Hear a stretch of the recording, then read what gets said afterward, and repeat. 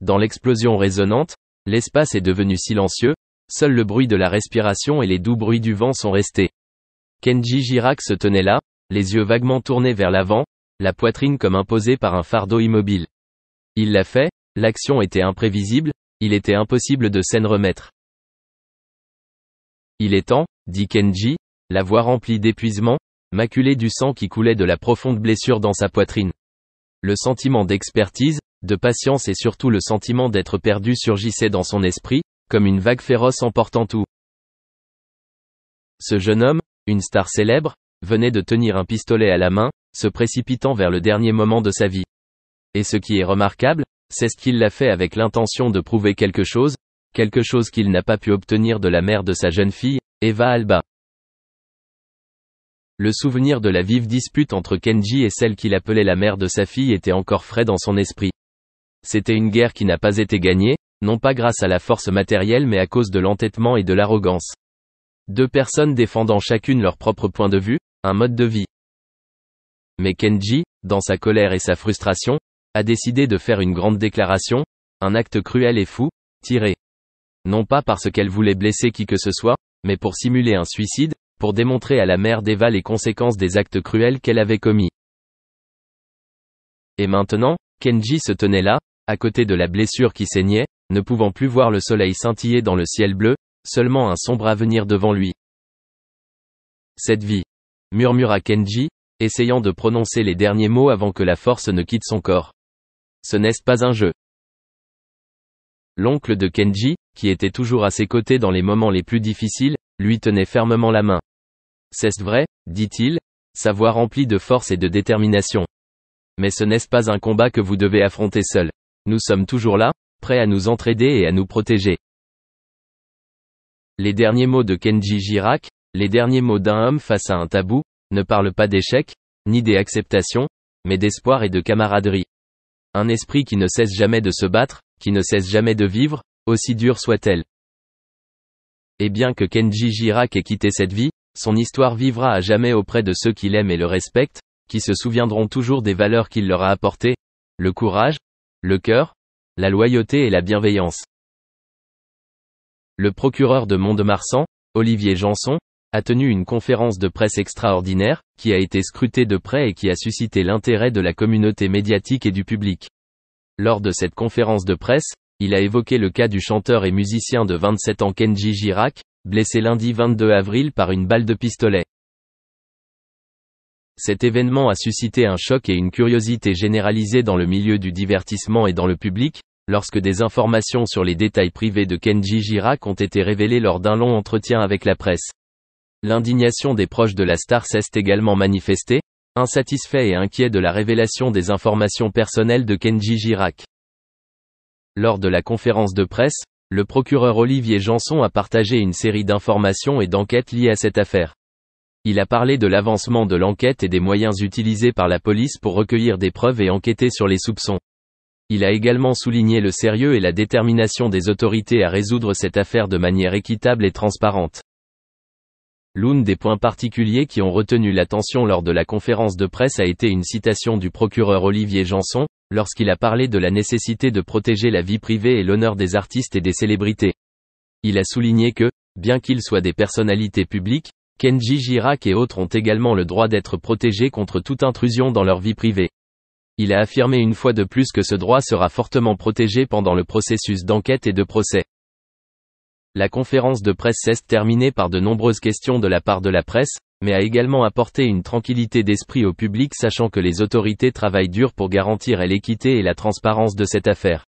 Dans le même temps, le message de protection de la vie privée et de l'honneur personnel des artistes a également été promu et a reçu le soutien du public. Dans le tableau confus de la vie, la foi est souvent la plus grande source d'encouragement pour les gens. C'est une mesure, une partie indispensable des gens, qui les aide à surmonter les défis, à trouver un sens et une direction à la vie.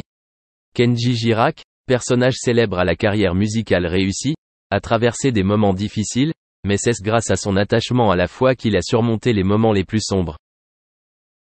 La vie de Kenji n'est pas seulement une question de gloire et de fortune, mais aussi un voyage de foi et de force spirituelle. Son cœur s'est toujours accroché aux raisons et aux valeurs que lui transmettait la foi. Mais la vie n'est pas toujours paisible. Un mystérieux accident s'est produit, poussant l'entourage de Kenji dans un océan de chaos qui semblait impossible à résoudre. Les gens autour de Kenji savent tous qu'il est une personne pleine d'énergie positive et qu'il semble toujours heureux. Cependant, après l'accident, un mystérieux silence recouvrit son entourage. Ils n'ont pas partagé les détails de l'accident, mais ont simplement souligné le maintien de la solidarité et de la confiance mutuelle. Beaucoup disent que l'entourage de Kenji est comme une omerta, un silence discipliné auquel ils adhèrent avec dévouement. Il y a des spéculations selon lesquelles l'accident serait lié à une relation compliquée entre Kenji et sa partenaire Soraya Miranda. Selon la description du procureur, il semble que l'accident ait été simulé comme un suicide, un geste menaçant pour retenir Soraya Miranda, qui a menacé de quitter Kenji après une longue dispute. Le plus important, cependant, est l'engagement de Kenji envers la foi. C'était le point positif et la plus grande source d'encouragement pour l'aider à surmonter les moments les plus difficiles de sa vie. Pour Kenji, le suicide n'est pas une option. C'est tabou, non seulement pour lui mais aussi pour la communauté qu'il représente. Il ne croit pas au suicide, ce qui est incompatible avec ses principes de vie et avec sa communauté. Chaque jour, Kenji prend le temps de raviver sa foi, d'y trouver du sens et de la force. Un beau jour, à un moment inattendu, un geste accidentel est apparu, révélant le mystère de l'accident d'une manière inimaginable auparavant. La vie est un voyage et la foi est la source de la force qui nous permet de surmonter tous les défis. Kenji Girac et son entourage l'ont prouvé, à force de solidarité, de confiance et de courage. Apprenons d'eux et laissons la foi lorsqu'il s'agit de s'exprimer verbalement. Mais les choses étaient un peu différentes concernant son amitié avec Pharrell. Dans leur relation amicale, Hélène avait plus de facilité à s'ouvrir à lui, et ce qu'elle révélait ne faisait qu'impressionner Pharrell de plus en plus. Pharrell a déclaré à Oprah Winfrey que lorsqu'il s'agit de sortir avec quelqu'un, la sortie serait plombée si la fille n'est pas fan de A-Tribe Called Quest. Du coup, lorsqu'Hélène révèle plus tard qu'elle est une grande fan du groupe de rap new-yorkais, Pharrell tombe de plus en plus amoureux d'elle. Au fil du temps, la relation d'Hélène avec son petit ami de l'époque a pris fin, et Pharrell était plus que prêt à aller chercher la fille qu'il aimait depuis si longtemps. Cependant, dans l'interview avec Oprah, il a révélé que son approche immature a failli lui coûter l'amour d'Hélène. Pharrell a admis qu'au début de leur relation, il l'avait beaucoup blessée, en raison de son manque de volonté à abandonner le style de vie de célibataire. Il en est arrivé à un point où il a dû se regarder en face et se demander « Je pourrais continuer à faire ça pendant encore 10 ans. Est-ce que c'est ce que je veux faire ?» Il a finalement choisi de s'améliorer, puisqu'il a décidé de ne donner son attention qu'à Hélène à partir de ce moment-là. 2008 marque l'année où Hélène donne naissance à leur fils, Rocket Ayer Williams. Il a affirmé avec enthousiasme qu'il espérait que son fils soit destiné à la grandeur, puis a ajouté de manière romanesque que son fils était la meilleure chanson qu'il ait jamais coécrite. Finalement, un article de Rolling Stone annonce qu'ils se sont fiancés en juillet 2012. Dans une interview qu'il a affrontée en avril 2013, il a affirmé avec audace qu'il était engagé à 100% dans sa relation et qu'il était prêt à descendre l'allée pour devenir un mari et un vrai père.